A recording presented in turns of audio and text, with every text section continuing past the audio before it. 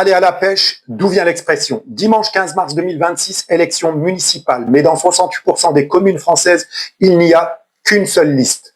Résultat, dans beaucoup de communes, certains électeurs vont aller à la pêche. C'est une expression bien ancrée en politique, les pêcheurs à la ligne, pour désigner les abstentionnistes.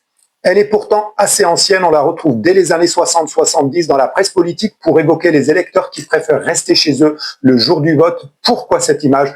Parce qu'en France, le dimanche est à la fois le jour traditionnel du vote et le jour de la pêche. La pêche devient alors le symbole du citoyen qui préfère le loisir tranquille au devoir civique.